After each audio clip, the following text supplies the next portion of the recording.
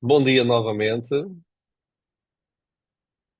Bom dia, bom dia. Sejam bem-vindos pela segunda vez à palestra, à primeira palestra do dia. Vamos ter aqui o Joshua Freedman. Como eu tinha indicado anteriormente, esta palestra será em inglês.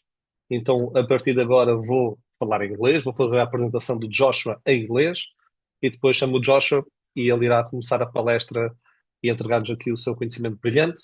E é um prazer ter aqui o Joshua connosco. Então, vou fazer a apresentação do Joshua. Joshua Freedman is the CEO of 6 Seconds, the largest global organization fully dedicated to the development of emotional intelligence. A researcher, author, and master certified coach, he is international reference in the fields of leadership, organizational culture, and human development. Throughout his career, he has worked with organizations such as FedEx and the United Nations across more than 25 countries. He is the author of 8 books, including the last one, I think, Emotional Rules, The Science and Practice of Emotional Wisdom, and of the scientific article, The Emotional Recession, which analyzes the global decline in emotional intelligence. He also leads the ongoing State of the Art study, the world's largest research project on the emotional intelligence. So it's a huge pleasure to have Joshua with us. So Joshua, please come join us and give a warm welcome to Joshua in the Q&A, please. Hi, Joshua.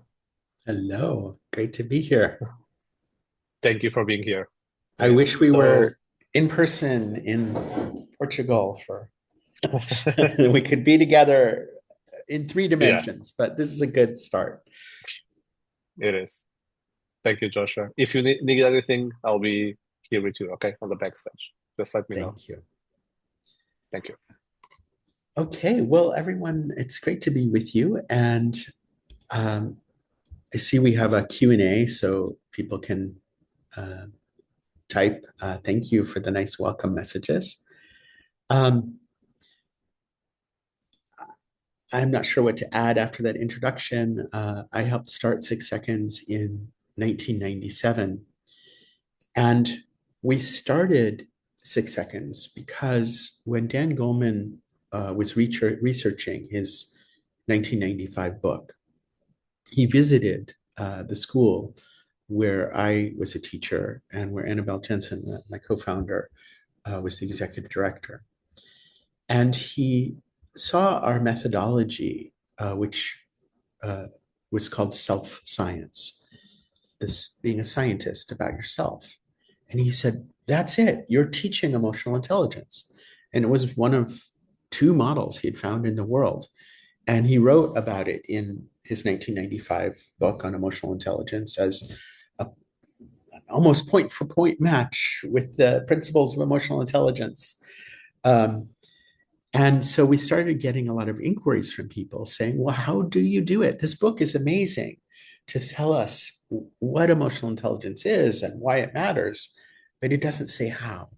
So, how do you do it? And so in 1997, we decided to start an organization to really answer that question. And to be honest with you, I had no idea when we started 29 years ago what would happen. But we ended up um, developing assessment tools and methodologies that are now used in every single country and territory. We have certified practitioners in 150 countries. 6 Seconds leaders are in 25 countries.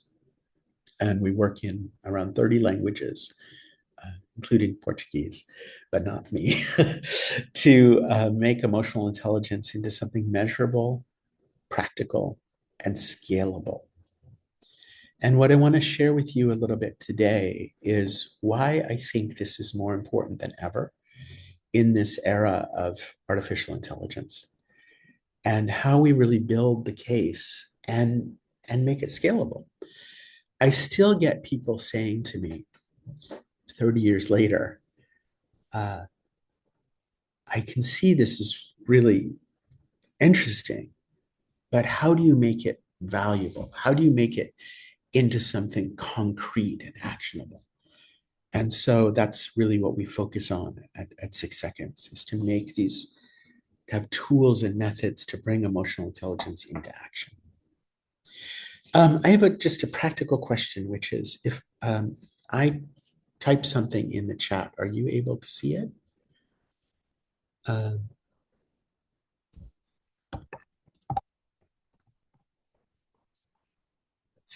if I do that, can you see what I just wrote? Yay, okay, cool. Because I'd like to give you a couple of links as we're going along here. So I'm going to just go ahead and see if I can't find the button to share my screen. Those tools, share. Okay, there we go. Advanced portion of screen, share. Okay, cool. Make this a little smaller. So I'm not going to use a ton of slides, but I just wanted to have a couple of slides for us for reference. Can you just give me a little thumbs up if you are seeing my slide now with the human edge? Okay, great. Thank you. So I don't know if you caught the World Economic Forum talking about human skills. It's interesting how the phrase emotional intelligence, people are still intimidated by that phrase. The word emotion has such a negative connotation in so many places. And yet, where would we be without emotions? I think the worst business advice I've ever heard, leave emotions out of it. It's neurologically impossible, right? Emotions are the basis of how we make decisions. Every thought, every action is shaped by emotions.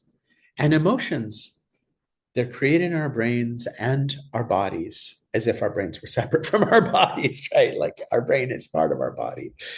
They're created in many places in our bodies. And these little chemicals are going through our bloodstream and they're affecting every living cell. And they have primacy in the human brain. Emotions are about survival and about thriving. And so our brain prioritizes those. And you can try to leave emotions out and you can say, oh, I'm just going to be really rational about this. I'm going to make a list. And your cognition can help you make that list. But then you look at the list and you say, this thing is really important. That's your emotion. I'm not sure I believe this point. That's your emotion. Emotion is what's giving the valence, the meaning. In my new book, one of the lines I like is, emotions are the first draft of meaning. We feel it before we cognitively understand it. And moments or sometime later, we are able to make sense of the feeling. But the first indicator is felt. And that feeling shapes everything we perceive. It's the glasses through which we are seeing all data. And every action, every decision that we make is shaped by emotion. So if we say, well, let's leave emotions out of it, well, we're going to leave out wonder and curiosity. We're going to leave out trust. We're going to leave out loyalty. And we're going to leave out the feelings that spark innovation. We're going to leave out the feelings that allow us to connect across boundaries and do all of the things that AI can't do. So here we are in this world where we've had hundreds of years of kind of leadership theory saying, oh, be like an AI. And now we're in this moment. AI is here. And we're saying, you know what? AI does that better than we do. Maybe we really need to lean into these human skills and figure out how to do this human part of our leadership and our work and our learning and our living. So, whoops. Let me just go back to this slide for a second.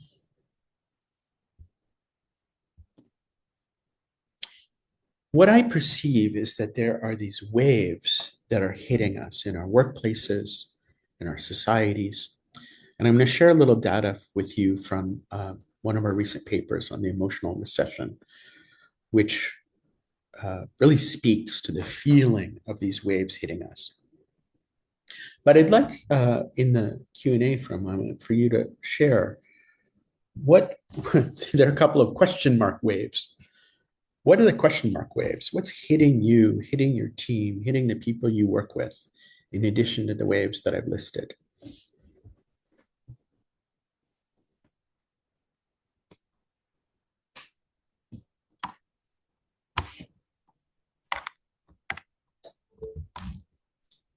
Yeah, uncertainty. And uncertainty, of course, is a feeling. And these waves contribute to that. And these waves contribute to burnout, the pace of change getting faster and faster. And I think AI is going to increase that pace of change. Yeah. And Susanna, that disconnection between people, Francisco, the pressure, these waves are all pressure. And we're coping with that pressure in a variety of ways. Well, you might be familiar already with this study from De Burker at UCL. And what they did, let's just pretend you're in the study for a second. Okay, so welcome to the study. We're going to put a glove on your hand, and then you're going to play a video game. Now, this glove makes the video game more realistic. The video game is you lift up rocks. Some rocks have a snake under them. And if you lift up a rock that has a snake under it, you're going to get bitten. You're going to get a shock in your hand. And it's painful, but it's not dangerous. Ready? Okay, put on your glove. Now, you're going to lift up this rock. There are two conditions. One condition is you will get a shock. You know there's a snake under it. There's another condition, which is 50-50. You might get a shock, you might not get a shock.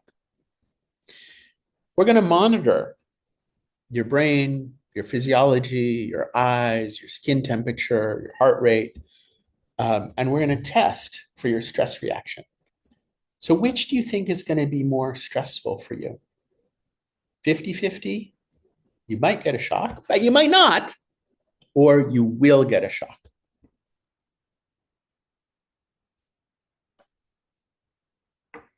Maybe you've all read the study. Because you're absolutely right. The 50-50 is far more stressful. And Susanna, exactly, because we don't know what's going to happen. And so part of our brains are saying, I got to watch out. I got to predict. I got to plan. What if, what if, what if? And in that uncertainty, it's a tremendous cognitive and emotional burden.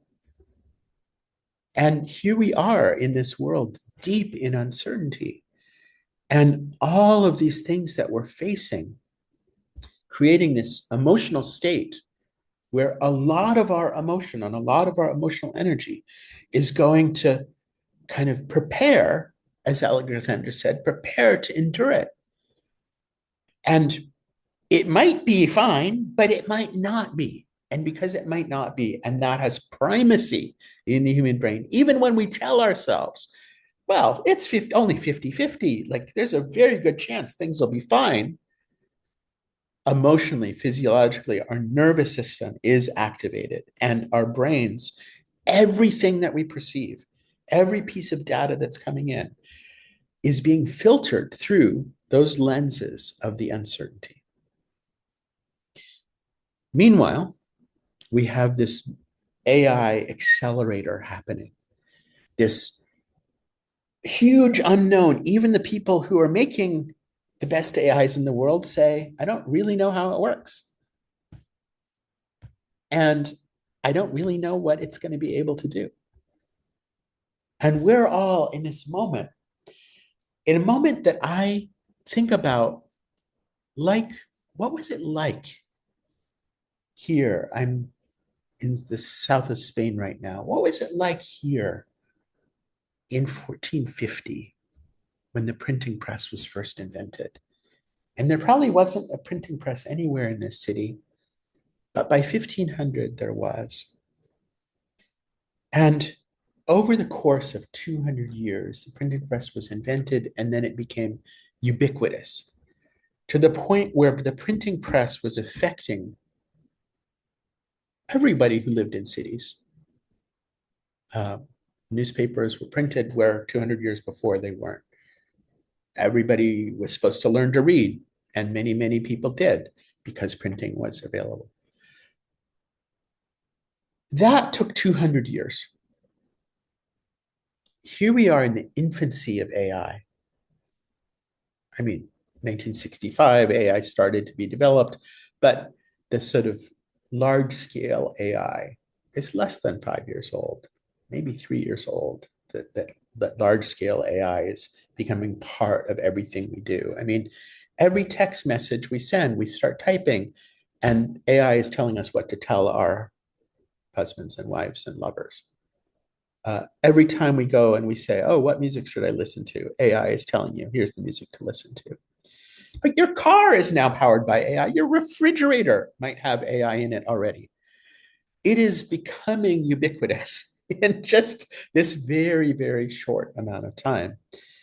And I think many of us, I'm a huge fan of AI tools. I use them a lot, but I have a lot of concerns. I have a lot of concerns about the psychological and even physiological effects. I think a lot of times we think, oh, I'm training my AI.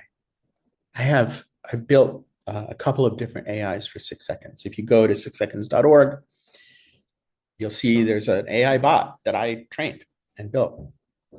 And you can ask it questions about 6 seconds. I have another AI bot that I built, which I don't want you to go to right now because it'll completely distract you. But it's amazing. I built this bot to go with my new book, and it's a constellation of emotions. And I'll tell you a little bit more about it. But if you click up in the top right corner, the AI opens and you can ask it questions about emotions. And in some way, I think I trained that bot. But in some way, I think that bot trained me. And as we're using AI tools, which here we are in a virtual event right now that's got a ton of AI tools in the background working, we could say, oh, yes, I'm training this system, but this system is training us. And it's changing the way we write. Some of you will be in the LinkedIn group that I run. And the LinkedIn group has over 1 million people. And if you're not in the group, you should definitely join it. Here you go. I've noticed there's tons of content now, which is clearly created by AI. And then tons of responses that are clearly written by AI. So, I mean, it makes sense. Microsoft owns the platform and they're heavily invested in AI. So they've made a playground for AIs to talk to each other. Is that where we're going? Is that where we want to be going? And I think that recently I had somebody write a post and I responded and said, you know, I really like what you said, but it comes across very AI-like. And the person responded to me and said, I didn't use AI at all. And I thought, wow, this person has been trained by AI, maybe unknowingly, to write like AI writes. And think about the implication of that in school, in university. Over the last couple of years, I've noticed my university students, more and more and more of them just putting in the prompt into AI and pasting their answer in, which is leading me to change the kind of assignments that I give. Like, okay, stand up and sing a song about emotions, make it up on the spot, because AI will have a harder time doing that. Write it on a piece of paper right now and pass it to your neighbor. But this is changing us already. And it's changing the way we think. It's changing the way we write. And I suspect it's changing the way we lead. I recently had a organization that I'm working with, somebody say to me that the CEO just keeps every question that we ask, the CEO just puts it into ChatGPT and pastes us back the answer. And it's not working very well. AI will become better at emotions, I'm very sure. But I don't think it will ever be as good at emotions as we are. And I think this space of emotions and AI is where we can really influence the future and the way we lead and engage in work. So, one of the things that I find interesting is to think about this question of how we feel with AI. And maybe some of you are hearing me say, I built a bot, and you're saying, you shouldn't be doing this, or I should know how to do this, and I don't. Or maybe you're curious, or maybe you're skeptical, saying, well, it can't be as good as a human. Or maybe you're feeling lost, like what happened to my identity? What happened to my role as somebody who knows? Or maybe you're feeling relief. Oh, wow, I can do these things that I couldn't do before.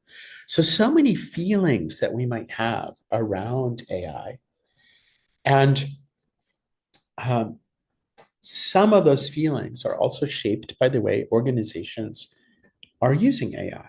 And I'm hearing some companies saying, okay, you have to use AI. I live near Silicon Valley, and this token maxing is a new term in Silicon Valley. Are you using up all your tokens? And some companies are saying, yeah, well, we need, if you're a productive engineer, you've got to be token maxing. And they're pushing, you need to use more, you need to do more, you need to use this, you need to adapt this. Why? We don't know. We don't know what it's going to do, but you need to do it because we don't want to be behind. So there's a feeling of behind driving a feeling of pressure. And one of the emotion rules in my new book is that when people feel pushed, they resist.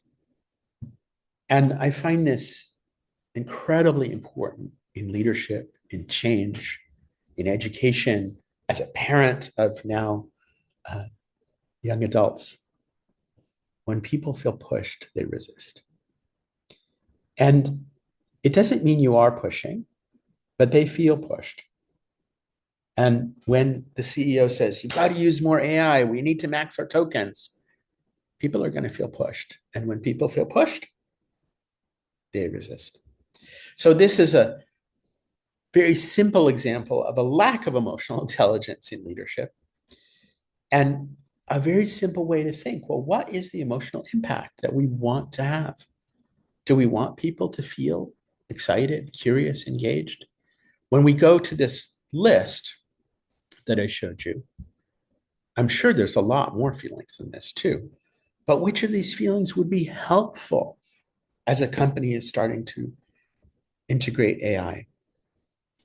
Which of these feelings would fuel the kind of communication and connection and problem solving that we want to have? Because emotions affect every decision we make. And there are no negative feelings in my view. All feelings have value, but they have value for different things. Some of these feelings, the value is protection and stepping back. Some of the feelings, the value is experimentation and engagement. Every emotion motivates us to either step back or step forward, and every emotion focuses us on problems or opportunities. And so, depending on what you are trying to engender, if you want to move people to move forward towards opportunities, there's certain feelings that do that. Feelings like curiosity and excitement. If we want people to step back and evaluate and notice the risks, there are certain feelings that do that, like fear, concern, skepticism. And they're super useful. So that I don't see them as negative and positive, but I see them as shaping us in different ways. So in this context, I have some bad news, which is I lead the world's largest study of emotional intelligence. We started using our tool in 2005. We developed this assessment tool. And it's now, as I said, in around 30 languages. We've had over 1 million people use the assessment. This is a randomized sample from 169 countries, starting with a database of over 300,000 people.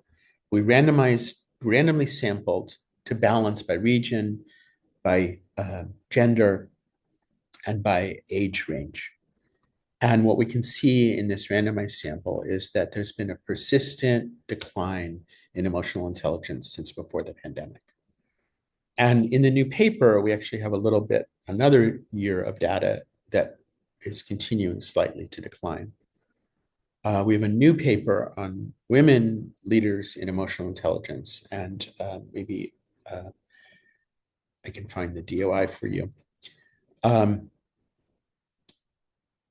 that shows this pattern continues, and for many groups of women leaders, it's worse. This leads to what I'm calling an emotional recession. In economics, a recession is a consistent decline in the output of the economy. GDP goes down for, depending on the economist, 2 quarters, 3 quarters, and it's a recession.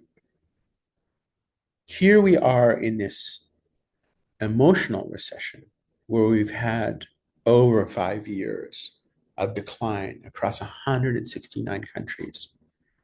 And so if an economic recession is a contraction of the output of the economy, I would suggest that an emotional recession is a retraction on the input to the economy.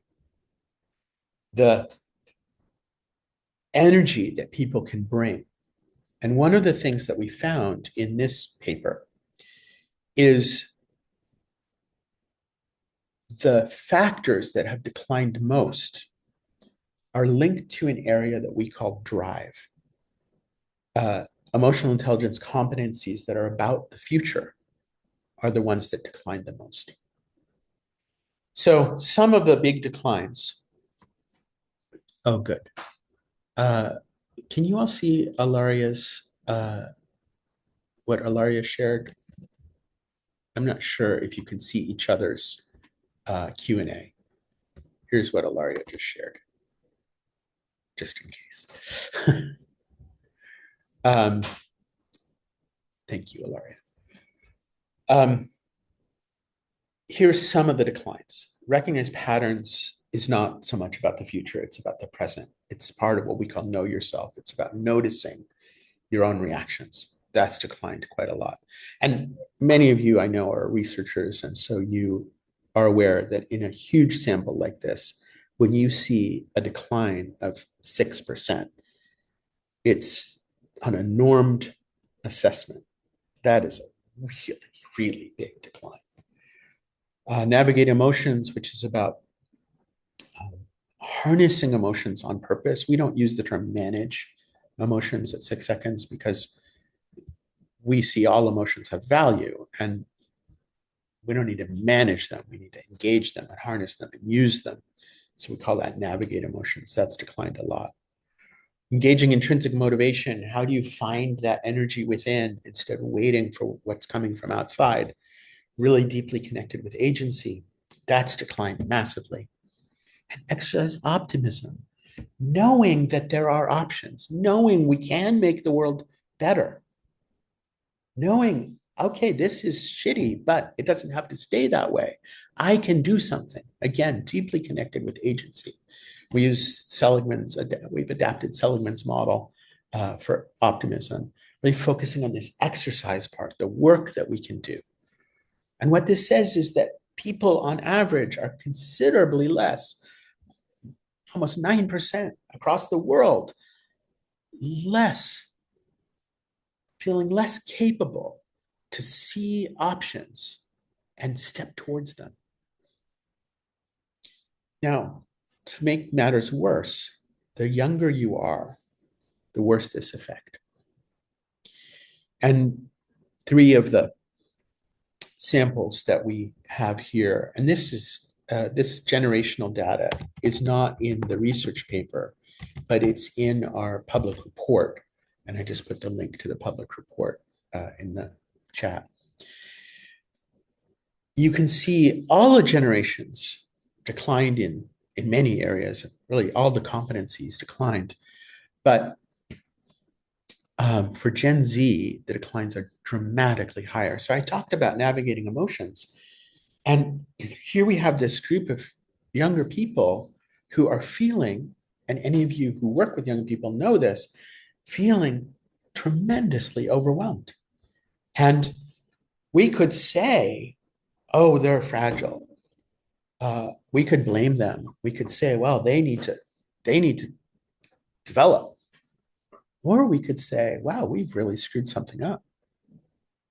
As a world, this is 169 countries. There is a deep systemic problem in the way that we are supporting young people and the conditions that we've created, which is leading them to feel tremendously vulnerable and unable to handle the emotional weight that's being thrust upon them. And I think that says we need to be doing some things very differently in our workplaces, in our universities, in our schools, in our families, in our communities. The good news, it is learnable. And if you look at that DOI that Ilaria shared earlier, you'll see that for women, students are dramatically lower in their well-being than senior leaders. But if they have three specific learnable emotional intelligence skills that we call brain talents, just three skills, if they score high in them, the gap between students, employees, managers, senior leaders completely disappears. So these learnable skills, oh, thank you, Ilaria. I'll just copy it again in case I didn't find out if you can read each other's chats yet. Can you read each other's chats? Oh, good. Thank you, Sophia. Wonderful. So I won't retype Ilaria's then. So these learnable skills make a tremendous difference. Engaging intrinsic motivation. Again, this is a group of people who I would expect, they're energetic, they're rebels, they're trying to make things different, and I would expect them to have a lot of intrinsic motivation. And yet, we've created conditions where that's not the case. And then finally, pursue noble goals is perhaps the most important competency in our model. It's a place where the 6 seconds model really is different than all of the other frameworks for emotional intelligence. We have these 3 parts. Let me just go to the 3 parts for a second. Know yourself is about awareness. Every emotional intelligence model talks about self-awareness. Choose yourself is about being intentional, responding instead of reacting. Every emotional intelligence has some components of that. In give yourself, we have increasing empathy, which is fairly common in emotional intelligence land, but we also have this concept of pursuing noble goals, where the blue part is reflecting, getting the data, the red part is stopping, shifting out of autopilot, and then the green part, green for go and grow, is stepping forward on purpose, feeling connected beyond yourself, feeling connected relationally, but also feeling connected with purpose. And that, again, that so connected with future orientation and saying we can make things better in the future. And across the world, we see a big decline in that. And for young people, again, who should be the idealists, are saying, I don't see a better future. And I don't feel able. to contribute in a way that will make things better. And that, my friends, is heartbreaking and dangerous. You think about what happens when an entire global population feels less able to contribute, less able to move forward, and an entire generation struggling with this. So that's one of the reasons why I think emotional intelligence has become more important than ever. And in this context, think about leadership. And we have this constellation of challenges that some researchers have described as a meta crisis, a constellation of challenges that are bigger than the sum of their parts. This profound level of uncertainty and stuckness. What does it mean to lead in that? You think about just for yourself for a moment, when you're in that place, what would help you? What kind of leader do you want to follow? And unfortunately,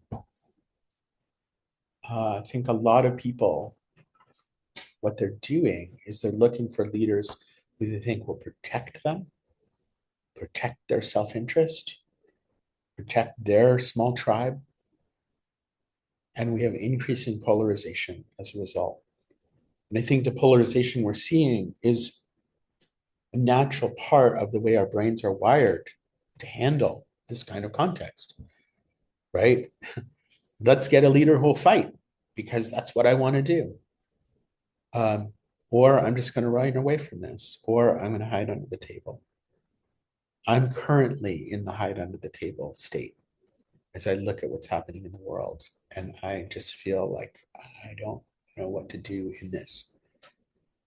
And what I would suggest is this fight, flight, freeze, our kind of automatic neurological reaction to distress and threat, is not going to help us. We need to engage our emotional intelligence and find other options. And you all know this very well, but still some people think emotional intelligence is, the same as being nice, or maybe take it up a notch to be kind.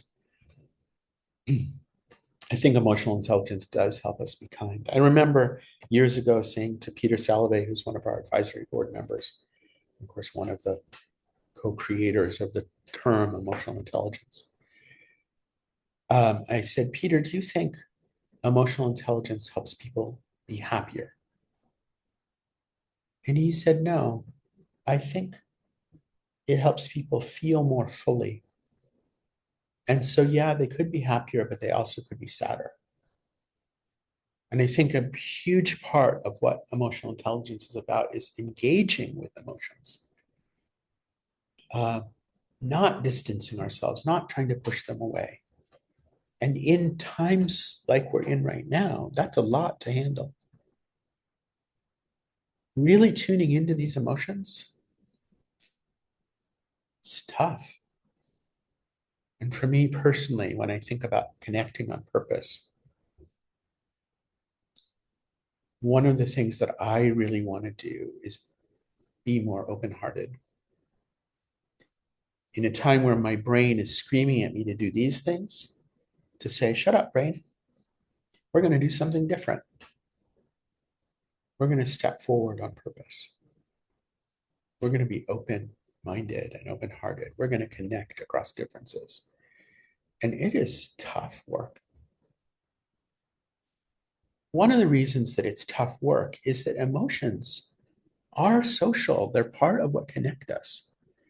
And we know from tons of interesting research, including Sybil Barsade's work on emotional contagion, that emotions are automatically, continuously and almost instantaneously shaping the environment, shaping us. Somebody walks in the room and we don't need to say anything, we can feel it.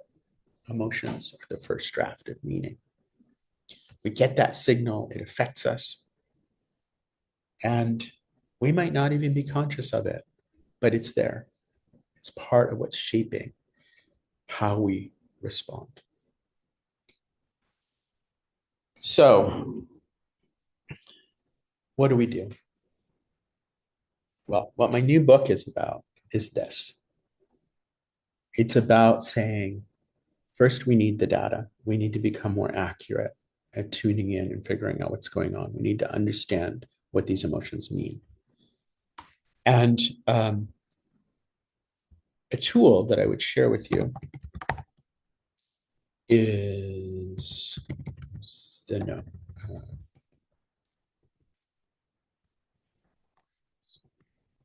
So I created this wheel for the book you can play with, and it's in a bunch of languages. To understand the meaning of emotions as an adaptive resource, not as a negative or positive, not as something that's socially desirable or not, but as something that every feeling is there for a reason. They mean something. They're there to help us. And what you'll see if you go to that tool, oops, wrong tab. What you'll see if you go to that tool is you can click on different, shoot, I gotta move my things around. Okay, there you go. You can click on different feelings. And if you're feeling stressed and overwhelmed, you can understand what it means, but it has an adaptive purpose. And then we can look at how they combined, what they're related to, what's across the wheel from that. What is the wisdom of this feeling? Yeah, there are some boundaries that I need to set and take care of because I feel overwhelmed by what's happening in the world. And I definitely, I definitely can experience this and say, yeah, I need to not be overusing this feeling. So that's how this works. And by the way, I really like this part uh, where you can click on any feeling and see some different variations and some emojis that might express it. This is not a scientifically validated set of emojis, by the way. So that's the first step, emotions as data. And then the second step, using emotions for intelligence, saying, okay, what emotions will be useful in this moment? How do I solve this problem? Emotional intelligence, in my view, the simple definition I use is being smarter with feelings. We all have feelings. We can let them happen and just kind of react, or we're going to be smarter with them. A more robust definition, emotional intelligence is accurately acquiring emotional data, evaluating it carefully, and then using it to effectively solve problems. That's intelligence. And we have intelligence. Humans have intelligence because we have a set of problems and we have a set of data and we can map and we can say, well, if I follow this path, here's what's going to happen. If I follow this, here's what's going to happen. Here's follow this, is going to happen. Okay, this is the best one for me. That's intelligence. But interestingly, I think humans have another capability. We have a capability which is when we cannot see. If you've ever driven in a snowstorm or a big rainstorm or sandstorm, when you're driving along and all of a sudden you can see inside the car perfectly well, but all of the landmarks are obliterated. You can barely see 1 meter in front of you. And hopefully you get off the road or at least slow way, way, way, way, way down.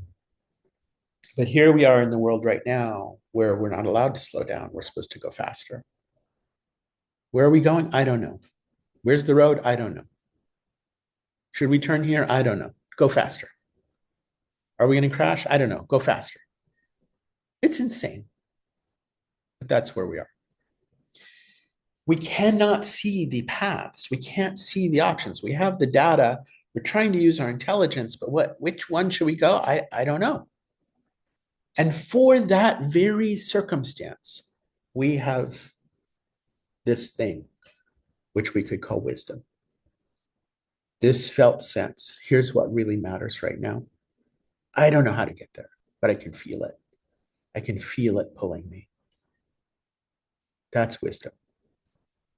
And that's what my new book is about, is going from data to intelligence to wisdom. And how do we tune in to that feeling, those little whispers that we acknowledge, I am overwhelmed, I'm confused, I don't know, but I still feel something pulling me here. How do I honor that? And it's really tough to do in the noise, in the chaos, in the storm that we're in, with these waves battering our little boat, to be able to tune in and go, yeah, this is what matters for me. This is what I need. This is what the world needs. I'm going to step forward. And so, in conclusion, I think that the lighthouse that we need in this moment is powered by emotion. As we think about what leadership means in this context, we need that kind of stability and clarity. We have this huge storm, we have these huge waves, we have very significant risks that we're facing. We need leadership, and leadership is not about a role. Leadership is something we can all embody and expand at any age.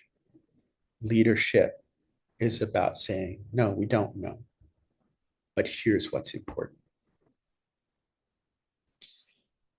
So, with that, I didn't get to talk about the business case that I wanted to share with you. But I will share just a couple of links with you for later. One is an article about that research paper that I mentioned about women. And then the other is a super interesting analysis. I think it's super interesting analysis that I just did, where we just published our 50th case study at 6 seconds. And so I went through these, it's not a proper meta-analysis. I went through and I looked at themes across these case studies. And there's a really wide range of cases in our library. You can explore the library. But really thinking about what makes this work. And I think one of the most important things for any of us who are working in the business context is nobody cares about EQ. They care about the benefits that it can provide. They care about how EQ moves metrics like retention, like innovation, like productivity, like sales. And we've seen 70% correlation between manager EQ and employee engagement. We've seen 25 to 50% improvements in sales. We've seen 10 to 60% improvements in productivity by implementing emotional intelligence at scale. So as you start to explore this library and this data set, you'll see a lot of examples of how, yes, we can measure it, we can embed it into the fabric of organizations, and we can scale it, and we can see the impact. This stuff works, and it's needed right now. So thank you so much for having me, and we have time for some questions.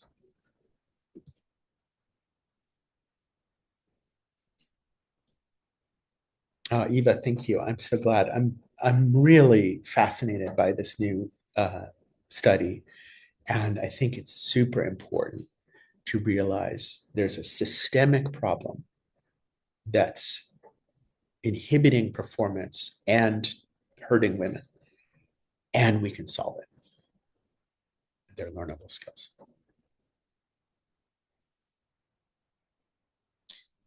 Can't people's increased knowledge about emotions lead to a reduced perceived EI? I don't know. Um, I do see in some of our studies, particularly with young people, we've frequently seen young people's EQ scores go down a little bit and then go up. And so there's something about the naivety of answering the questionnaire the first time. Yeah, I'm good at this. Yes, I'm good at this. Yes, I'm good at this. And then they start to learn more. They realize, oh, actually, there's a lot more I need to learn. And so I do see that effect in again, particularly with young people. I've seen it many times.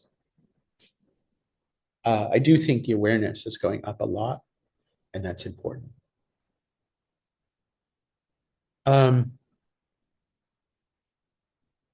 yeah, I think, Sophia, this point is really important. The cultural context in which we operate, it would not be emotionally intelligent. So I'm working with a company that I will not name that has had a very challenging culture, a lot of shouting from senior leaders. Um, and we're trying to embed emotional intelligence in the organization. And it's hard going because a lot of middle managers are saying, well, but that's not how the senior managers behave. So we're trying to work both with senior, middle, and frontline managers, frontline employees. But if the culture is not emotionally intelligent, then it's not emotionally intelligent to use these skills, right? It wouldn't be smart to share your feelings in an environment where your feelings are going to be used against you. So we really need to shape the culture. It's not enough to do a training. We have to shape the culture and embed these skills and awareness and data. And I think it starts with good data. Getting the data into the organizational dashboard is part of how you start to shape the organization because you get what you measure. All right. Any other questions that you would like to ask? Please type.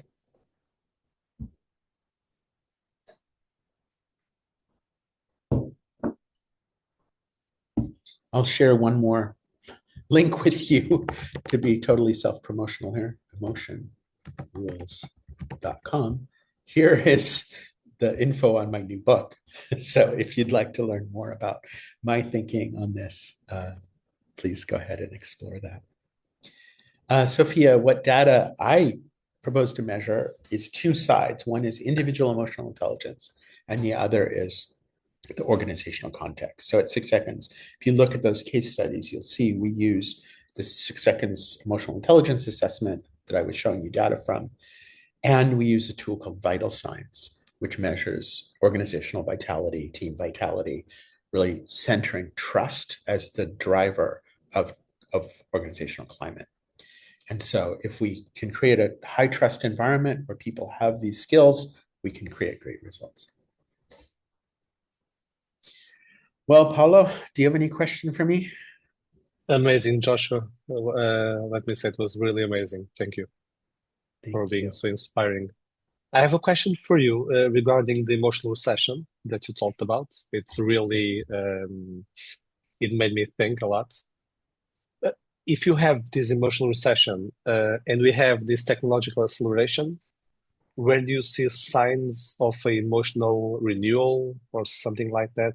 Do you see some future sign, or do you believe this will continue to decline because AI will, as you said very well, be have also dangerous consequences? Well, I told you I'm working on being more open-hearted, and working on being more optimistic. I see a tremendous risks. Um, when we look at what's happening right now with our awareness of social media and Jonathan Haidt's work and many other people Mhm. working on confronting how dangerous social media is, not just for children, by the way, but especially for children. That took 20 years. And finally, 20 years later, people and governments are starting to say, oh, actually, maybe we need to evaluate and protect against these risks. I think if we wait 20 years to deal with the risks that AI presents, we're going to be in really deep trouble. So my hope is that we don't follow the same pattern that we followed with the last big tech revolution of social media. And we say, oh, we need to learn from that. We're going to be more proactive at a governmental level, at a education level, really thinking about the ethics of this and the human conditions of this. And, the Pope's new encyclical about Humanitas Magnificat, I think he called it, about human skills, otherwise known as emotional intelligence, what we really need in this moment. So I think there's a really good possibility we can sort of find our way through this in a way that is more healthy and builds prosperity and well-being at a wide scale. But it's not the path we're on today. Yeah. By the way, I don't know if I shared this already, but this is the Emotional Recession. The link. Thank you. And you talk about the social media you saw now in the UK. Are you in the UK right now? You said south of Spain or the UK? Tomorrow to the UK. Tomorrow. Okay, it's tomorrow. You saw that they banned now social media for under 16. So yeah, but Yeah.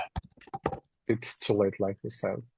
So Joshua, thank you very much. So as you can see on Thank the you. Q&A, people really loved it. Thank you for your Thank time, you. Thank you. for your amazing work, and please continue to bring information, data that it's needed about emotional intelligence, and more than data, tools in the practical way. It's very important, like you said. So thank you, Joshua. Thank you. And if any of you happen to be in the UK, I'd love to see you there next week.